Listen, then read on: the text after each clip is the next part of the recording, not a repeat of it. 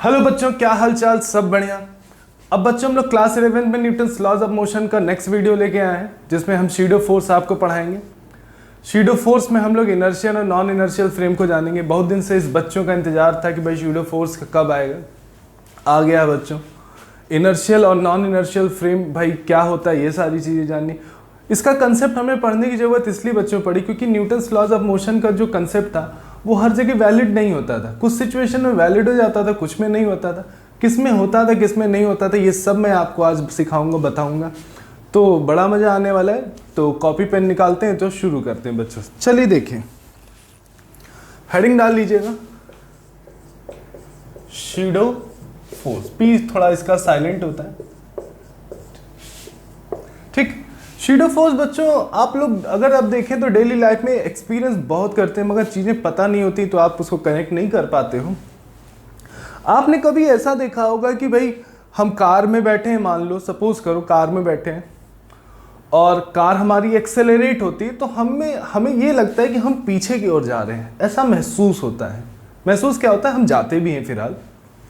आप कभी देखा होगा, जैसे कभी मेले वेले में गया होगा तो देखा, दुर्गा पूजा भी फिलहाल आ रही है, तो आप देखा होगा कि ऐसा सर्कुलर कोई झूला अगर हो उस पर आप बैठ जाओ तो कभी ऐसा सर्कुलर अगर मान लीजिए मूवमेंट होता है तो आप बाहर की ओर ढकेले जाते हो, ऐसा एक्सपीरियंस करते हो, ठीक है। मगर ऐसा एक्सपीरियंस करते हो जैसे मान लो बाइक में बैठे हो, बाइक एक्सेलरेट करी, आप पीछे की ओर गए, क्या आगे से किसी ने धक्का दिया?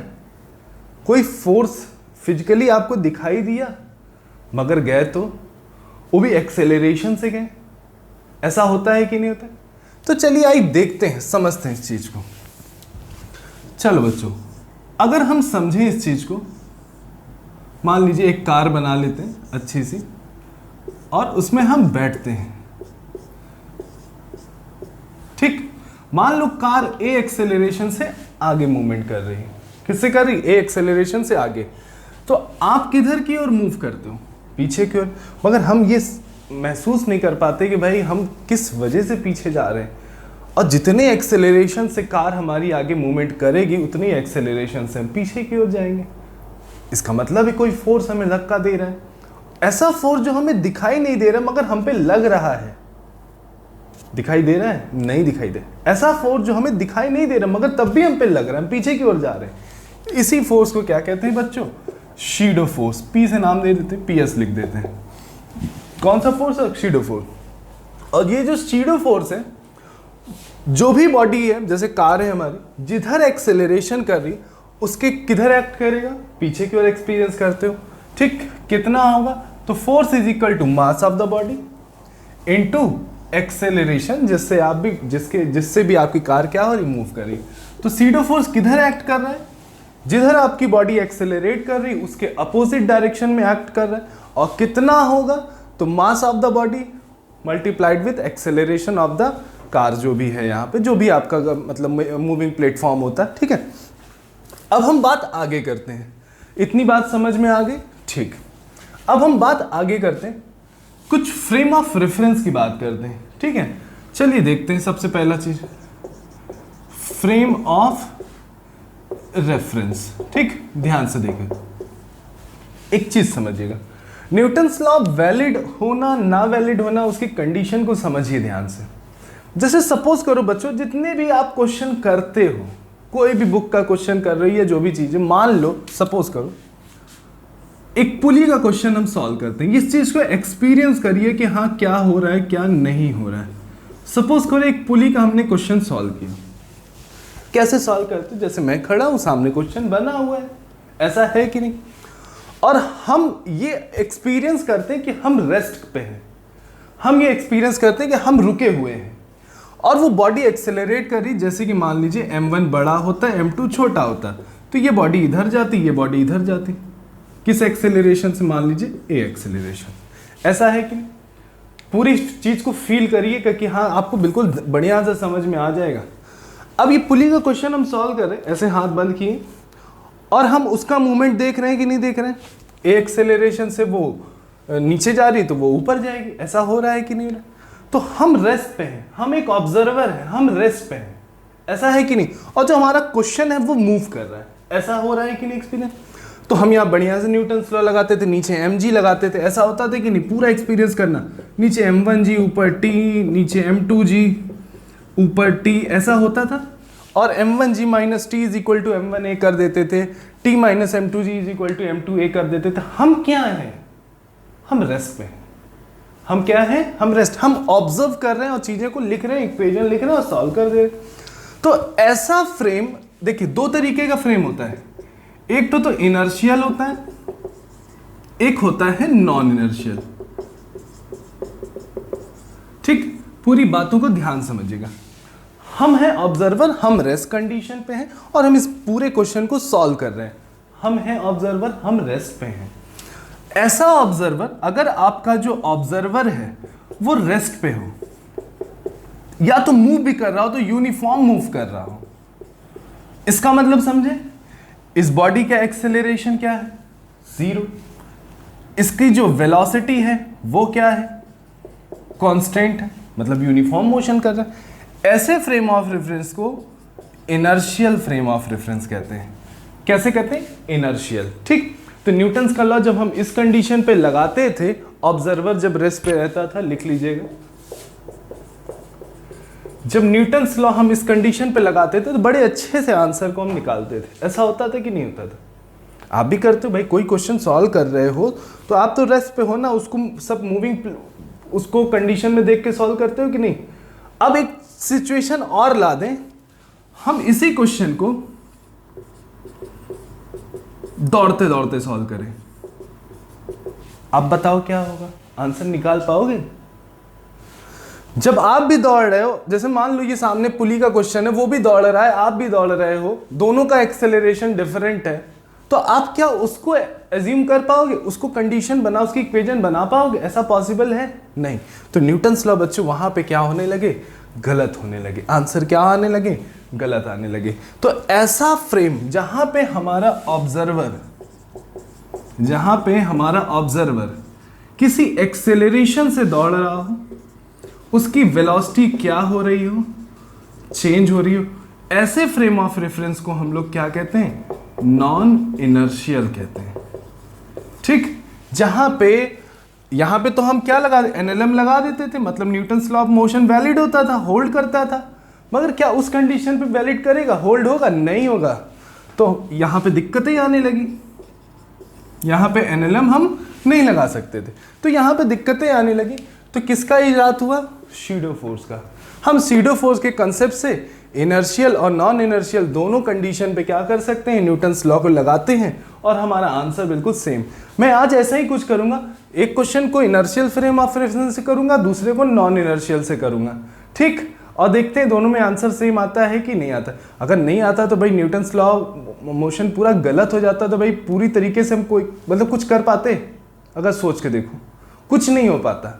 ठीक, इतना अच्छा लॉ, इतना बड़ा लॉ है, अगर ध्यान से देखा जाए तो। चलिए देखते हैं प्रॉब्लम के, उससे हम समझते हैं। तो इतनी बात हमें क्लियर हो गई, सीधी सी बात है कि हम गाड़ी में मूव करते हैं, हम पीछे की ओर जाते हैं, तो किसके वजह से जाते हैं, तो किसके वजह से जाते हैं बच्चों, सीडो फोर्स, जो हमें फोर्स, एक इमेजिनरी फोर्स होता है जो हम एक्सपीरियंस करते हैं।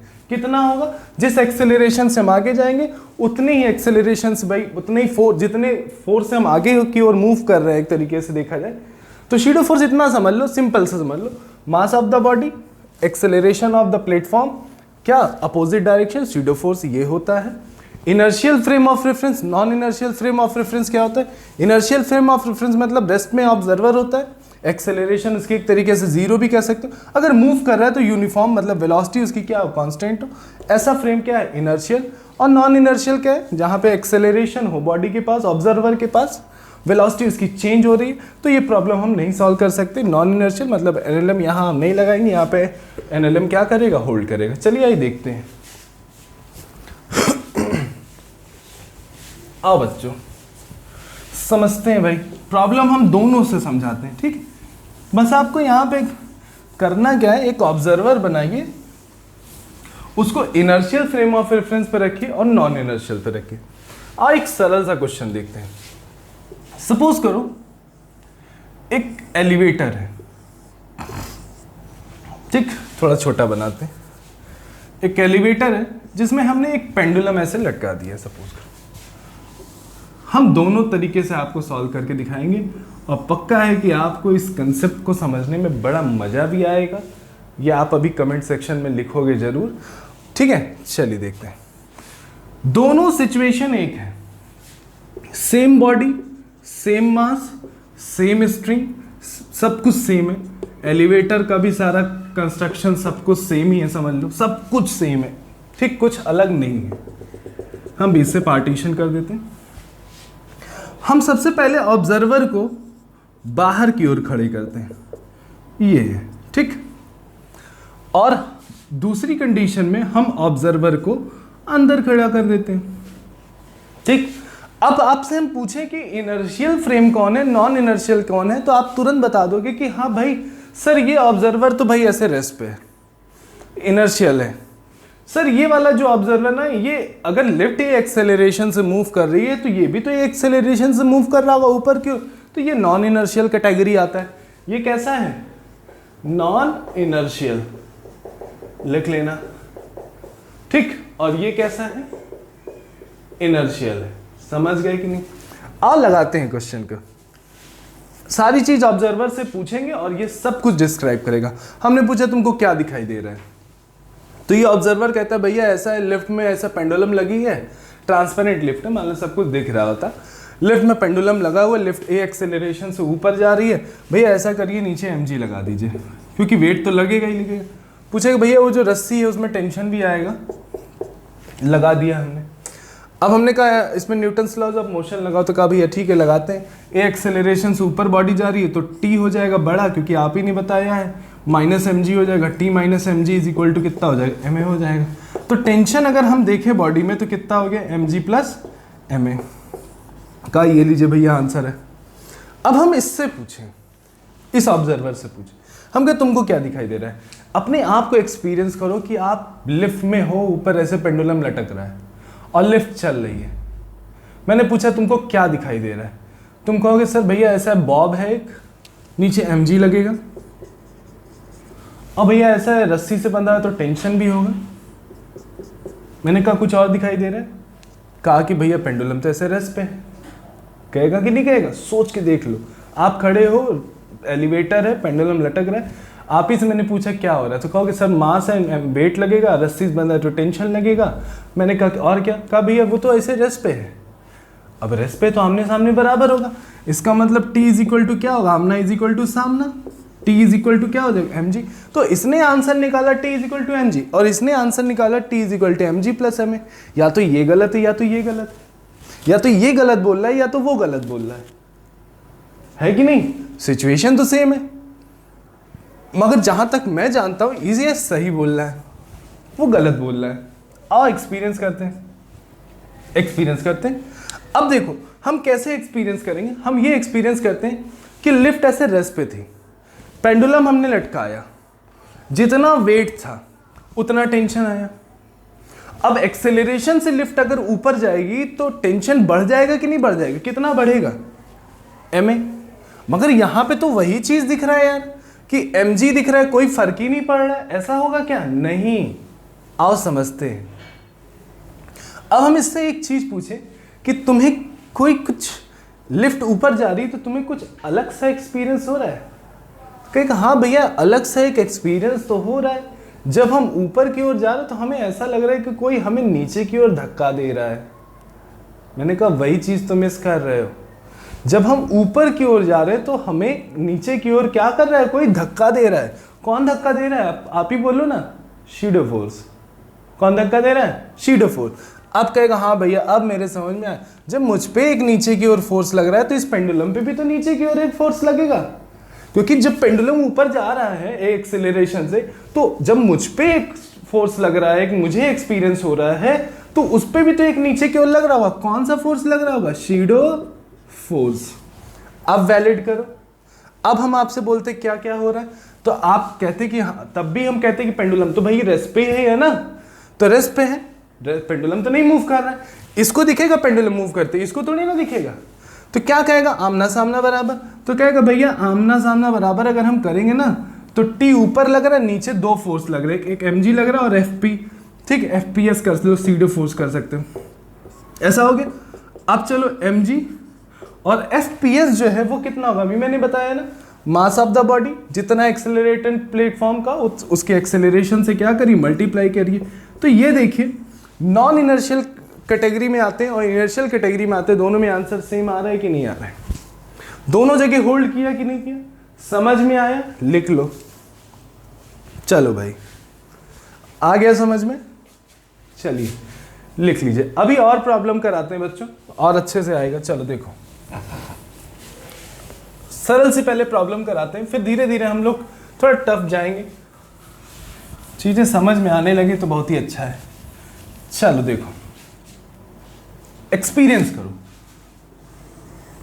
ठीक। एक क्वेश्चन और ले रहे हैं जिसको हम दोनों फ्रेम ऑफ रेफरेंस से करेंगे, ठीक है। आप भी समझिएगा, बड़ा मजा आता है जब इस टाइप की प्रॉब्लम बनती है ना, तो बड़ा मजा आता है, ठीक। मान लो एक पेंडुलम ऐसे हम मूविंग, मतलब कार में अपने ऐसे लटके, जैसे हनुमान जी नहीं देखा ऐसे ऐसे लटकते रहते हैं कार में, वैसे ही कुछ ए एक्सेलरेशन से हमारी गाड़ी मूव कर रही है, ऐसा है, ठीक।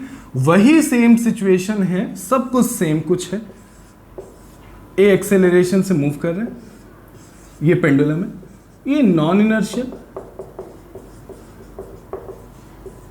और इसको इनर्शियल फ्रेम ऑफ रेफरेंस से करेंगे। आंसर तो सेम आना चाहिए ना भाई, क्योंकि सब कुछ तो सेम हो रहा है, हमारा नजरिया बस चेंज हो रहा है, बाकी सब कुछ सेम है। आओ देखते हैं, चेक करें। अब अगर ये गाड़ी ए एक्सेलरेशन से आगे जाएगी तो पेंडुलम किधर जाएगा, हनुमान जी किधर जाते हैं, पीछे की ओर, ऐसा होगा कि नहीं। तो ये कुछ वर्टिकल से एंगल बना लेगा, ये कुछ वर्टिकल से क्या बना लेगा, एंगल बना लेगा, ठीक। नॉन इनर्शियल है, ऑब्जर्वर हम यहां पे रख लेते हैं, खड़ा करा लेते हैं। इनर्शियल है, ऑब्जर्वर हम यहां रख लेते हैं, ये ऑब्जर्वर रेस्ट पे, वो ऑब्जर्वर मूविंग है, नॉन इनर्शियल इनर्शियल, ठीक है। चलो किससे सॉल्व करें पहले, उससे कि इससे, उसी से शुरू करते हैं।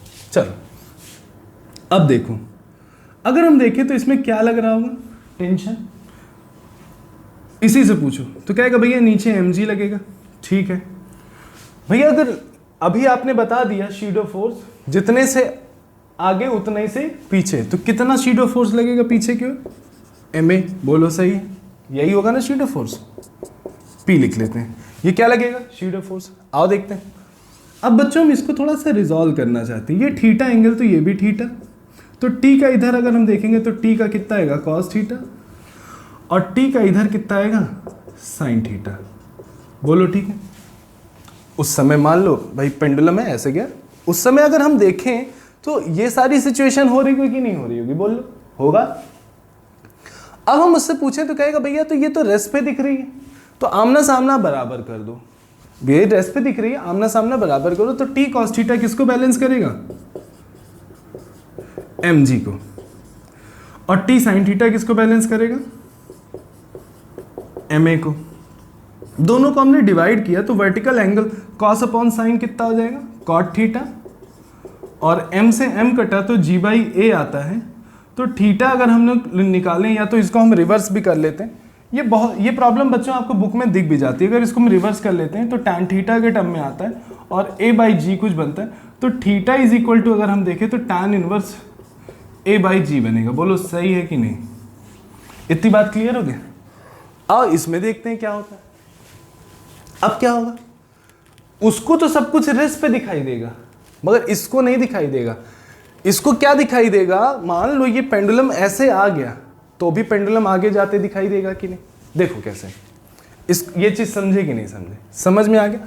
अब देखो ये पेंडुलम है, मान लो ऐसे आ गया, अब ये बाहर से देख रहा है तो ये पूरा डिब्बे में बंद है, कार जब आगे जा रही है तो ये पेंडुलम भी तो ऐसे जाते दिख रहा होगा, तो ये पेंडुलम एक्सेलरेशन से आगे ऐसे जाते दिख रहा होगा कि नहीं दिख रहा होगा इस ऑब्जर्वर को, कंफर्म। चलो अब देखो, कहेगा भैया ऐसा नीचे mg लगा दीजिए, ऊपर t लगा दीजिए, ठीक है, ये थीटा तो ये थीटा, t को रिजॉल्व करिए सर भैया, ये t cos थीटा आएगा और इधर कितना आएगा t sin थीटा, ठीक है। कहा भैया पेंडुलम ऊपर तो मूव नहीं कर रहा है, मतलब ऐसे तो नहीं मूव कर रहे हैं, तो आमना सामना बराबर करिए तो t cos theta is equal to कितना हो जाएगा, mg हो जाएगा। और भैया जिधर एक्सेलरेशन हो रहा है ना उधर फोर्स लग रहा है t sin थीटा, जिधर एक्सेलरेशन उधर फोर्स टी साइन थीटा। तो न्यूटन ने कहा था जिधर एक्सेलरेशन हो उसको एम ए के बराबर कर दो उस फोर्स को। तो टी साइन थीटा एक्सेलरेशन के डायरेक्शन में है, तो ये नेट फोर्स आ गया, net force is equal to M A हो जाएगा। दोनों को हमने डिवाइड किया, टी से टी कटा, cos upon sine cot theta होगा, और एम से एम कटा, जी बाई ए होगा। इसको रिवर्स कर लो तो tan theta is equal to a by g होगा। देखिए वही चीज आई कि नहीं है, tan theta a by g, tan theta a by g. दोनों फ्रेम ऑफ रेफरेंस से मैंने सॉल्व किया, दोनों का आंसर सेम आया। ठीक, अब समझ में आने लगा होगा, नोट कर लीजिएगा बच्चों। ठीक, मजा आ रहा है, आएगा भाई। अच्छा सीखना है ना, तो थोड़ा सा हमें क्या करना पड़ेगा, विजुअलाइज चीज़ों को करें अगर ना, तो हम अच्छे से कर। देखिए ये सब तो डेली लाइफ में हो रहा है ना, आपके साथ हो रहा है, मगर हम उस चीज़ को एक्सपीरियंस नहीं करते हैं। चलो आओ नेक्स्ट प्रॉब्लम लेते हैं। एक हम क्या करें, एक इंक्लाइन प्लेन बना, ठीक, उसके ऊपर एक एम मास का हमने ब्लॉक रख दिया। ठीक, अब देखो इस क्वेश्चन को पहले फील करो। ठीक है, ये रखा हुआ है। ठीक, अब अगर हम देखो, अगर ये इंक्लाइन प्लेन ऐसे रेस्ट पे होता तो मैं आपसे पूछता कि जो एम मास रखा है वो किधर जाएगा, तो फट से आप बोलते सर भैया नीचे की ओर जाएगा, सर नीचे की ओर जाएगा।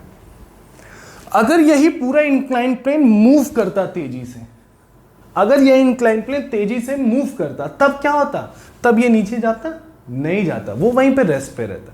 तो क्वेश्चन में यही कंडीशन बोला है कि अगर ये इंक्लाइन प्लेन जिसका इंक्लिनेशन थीटा अगर ए एक्सेलरेशन से मूव कर रहा है, कितने एक्सेलरेशन से मूव करे कि ये एम मास वहीं रुका रहे।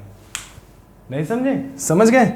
ये पूरा इंक्लाइन प्लेन पे अगर ये बॉडी अगर रखी होती और ये तेजी से जाता तो ये रुका रहता ना।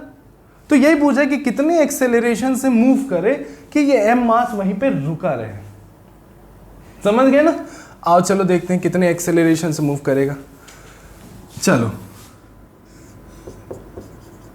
किससे सॉल्व करोगे, इनर्शियल कि नॉन इनर्शियल? नॉन इनर्शियल से। चलो नॉन इनर्शियल से करना है तो उस ये पूरा मूविंग प्लेटफॉर्म है, यहीं पे ऑब्जर्वर को ऐसे खड़ा करा लो। इससे पूछो क्या हो रहा है, कहेगा ऐसा नीचे एम जी लगाओ, एक नॉर्मल रिएक्शन लगेगा आर, बॉडी उधर मूव कर रही है तो इसके अपोजिट डायरेक्शन में शैडो फोर्स लगेगा। बोलो सही? ठीक। ये एंगल थीटा है तो ये भी कितना होगा, थीटा।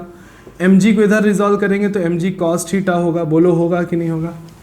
अब चलते हैं, एम जी को अगर हम इधर रिजॉल्व करते हैं तो एम जी का कितना बनेगा, साइन थीटा। ये सारी चीज़ें आपको आती हैं। शैडो फोर्स को हम रेड कलर से कर देते, थोड़ा सा आपको और समझ में आएगा। एफ पी लिख लेते हैं।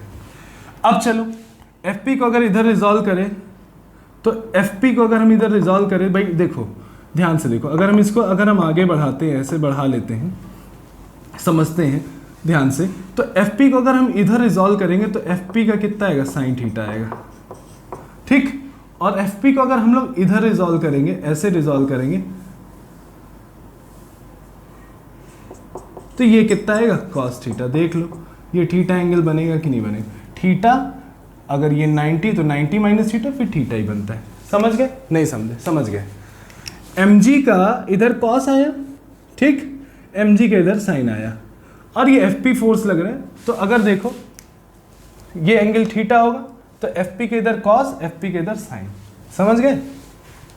और जो जो फोर्स लग रहे हैं उसको सही से ऐसे बना लो, जैसे वहां पे आपको बहुत ज़्यादा फोर्स दिख रहा है ना, ऐसे बना लो। आर इस तरफ क्या लग रहा है, ध्यान से देखो, तो एम जी कॉस थीटा, और क्या लग रहा है, जो जो फोर्स लग रहा है पहले वो तो बनाओ, उसके बाद तो अपने आप आंसर आएगा ना।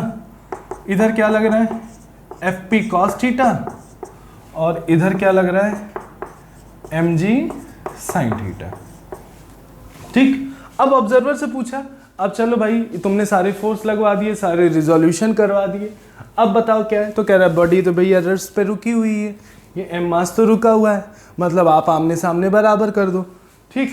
अगर एफ पी को बात करते हैं तो एफ पी को हम लोग क्या लिख सकते हैं, एम इंटू ए लिख सकते हैं। एफ पी को क्या लिख सकते हैं, तो कहोगे एम इंटू ए। चलो करा जाए, इसको बराबर करो, कितना होगा, M A cos theta is equal to M G sine theta. क्यों, आमना सामना, आमना सामना, एम से एम कटा और कॉस को नीचे कर लें तो a by G is equal to cos नीचे है तो sine upon cos tan theta होगा कि नहीं होगा। तो a की वैल्यू कितनी मिल गई, जी टेन थीटा, लो आ गया, सॉल्व हो गया ना। इतने एक्सेलरेशन से चलेगा तो वो रेस्ट पे, क्योंकि रेस्ट कंडीशन से हम सॉल्व किए। अगर नॉर्मल रिएक्शन निकालना होता, अगर नॉर्मल r की वैल्यू निकालना होता तो भी हम निकाल सकते थे। यहाँ पे एक क्वेश्चन और बढ़ा लेते कि r की वैल्यू पे बता दो, जब इतना कारनामा कर रहे हो तो r भी बताओ ना। तो क्या हो गया, आमना सामना, आमना क्या है r और सामना क्या है M ji cos theta plus M A sine theta. बोलो ठीक है।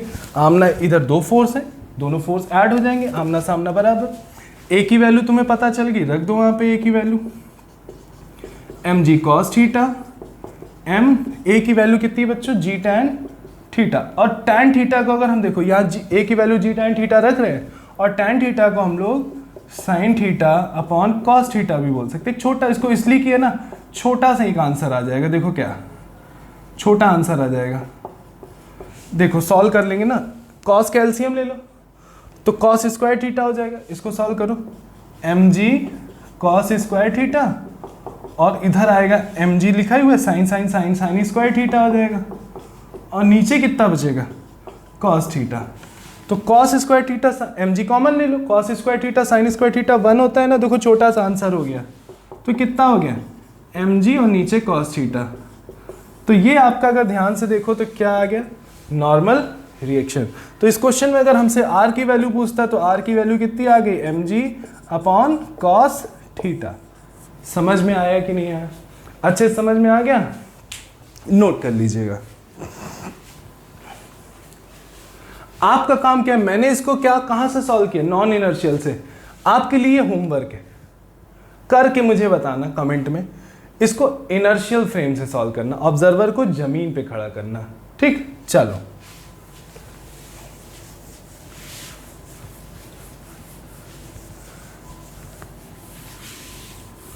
अब हम एक एस सी वर्मा का क्वेश्चन लेने जा रहे हैं, ध्यान से देखिएगा, सॉल्व करते हैं। अच्छा क्वेश्चन है, देखो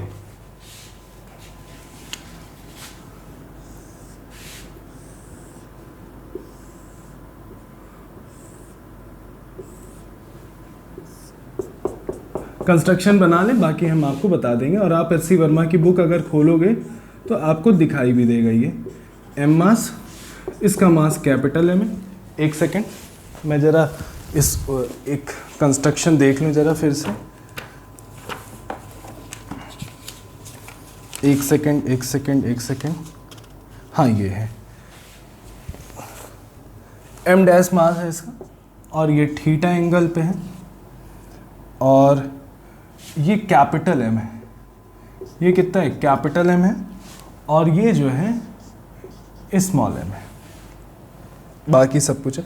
बोला क्या है क्वेश्चन में, फॉर दे रहा हूं, find the mass of capital M.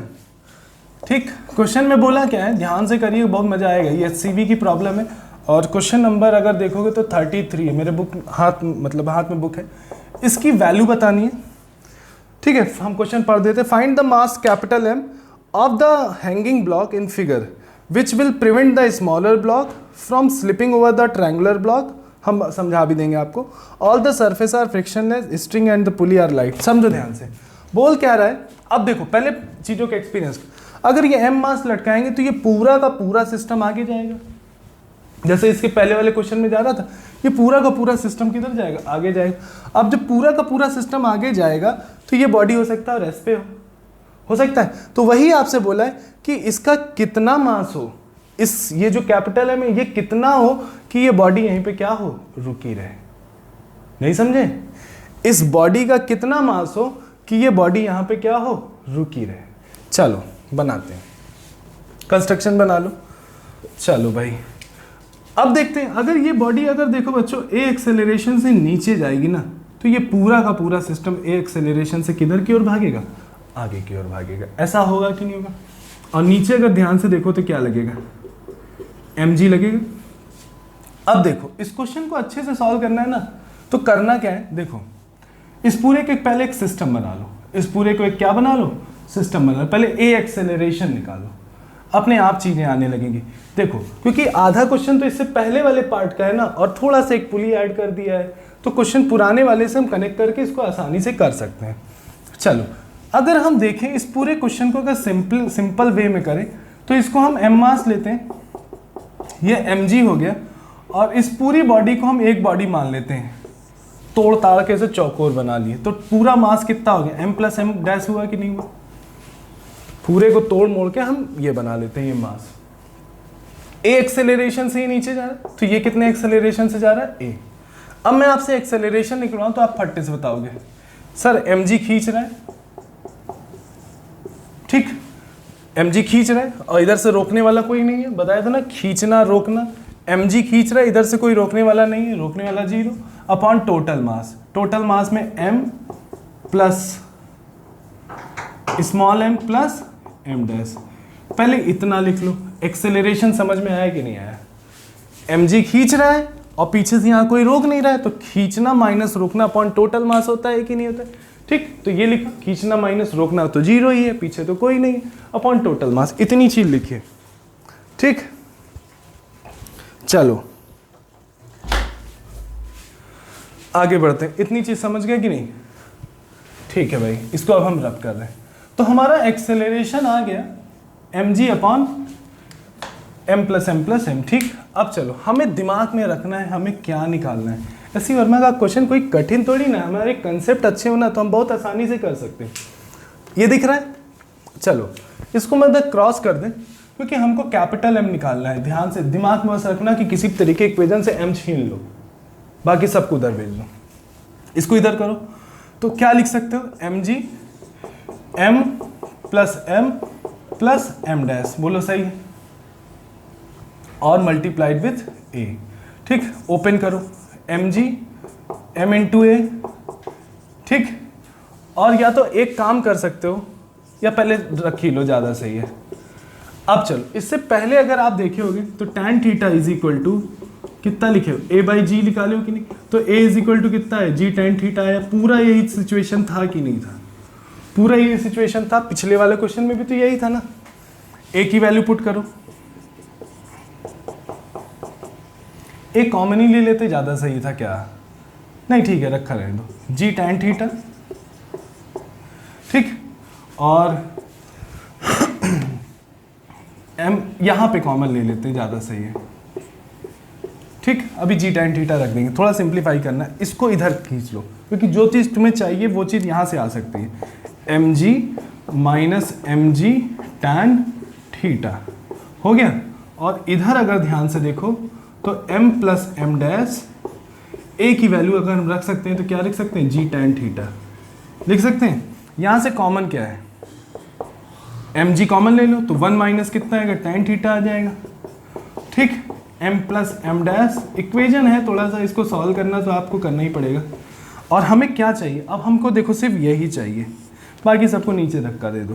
तो m की वैल्यू अगर ध्यान से देखो तो m प्लस m डैश जी tan थीटा अपॉन जी 1 माइनस tan थीटा, बोलो सही, जी से जी काट दो तो कितना आया, m plus m dash tan theta upon कितना, 1 माइनस tan थीटा।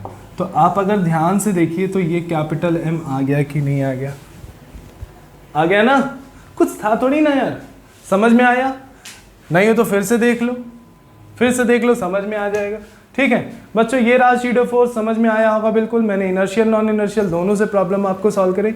जल्दी नेक्स्ट टॉपिक में आते हैं, मिलते हैं जल्दी से, थैंक यू, नेक्स्ट वीडियो में मिलते हैं, ठीक है भाई, चलो।